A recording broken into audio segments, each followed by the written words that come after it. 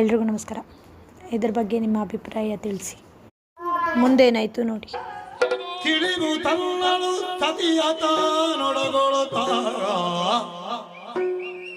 ಸಂತಸದಿಂದ ವಿಹಗ ಮಾತಜನ ಬೆಗಲೇರೆ.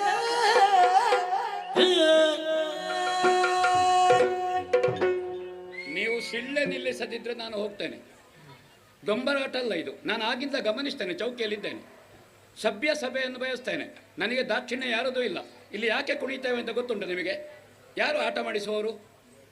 ಏನು ಅಂತ ಆಲೋಚನೆ ಮಾಡಿದಿರಿ ನೀವು? ಈ ಕ್ಷೇತ್ರದಲ್ಲಿ ನಮ್ಮ ತಿರುಗಾಟ ಗೊತ್ತುಂಟು ಎಷ್ಟು ಅಂತ? ಎಂಥದ್ದು ಸೀಳೆ? ಏನದು ಸೀಳೆ?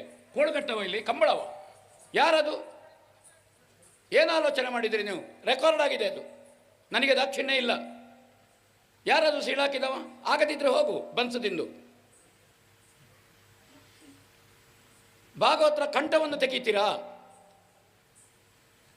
ಸಭ್ಯ ಸಭೆ ಅರ್ಥ ಮಾಡಬೇಕು ಅದನ್ನು. ಹುಚ್ಚರನ್ನು ಬೆಳೆಸಬೇಡಿ, ಕಲಾ ಪ್ರೇಕ್ಷಕರನ್ನು ಬೆಳೆಸಿ.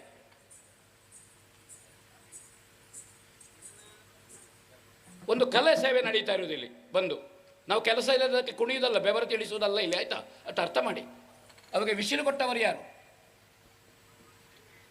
ದುಡ್ಡು ಕೊಟ್ಟವರು ಯಾರು? ಧಾರ್ಮಿಕ ಭಾಷಣ ಮಾಡಬೇಕು, 1 ಗಂಟೆ ಆಟ ಮಾಡಬೇಕು ಹೇಳಿ. ಏನು ಹೇಳ್ತೀರಿ ಹಿರಿಯರೇ? ಯಾವುದನ್ನು ಬೆಳೆಸಬೇಕು ಅಂತ ನೋಡಿ, ಆಲೋಚನೆ ಮಾಡಿ. ಕಳಮವದೆಗೆ ಇವಳ ಅನುಕೂಲ.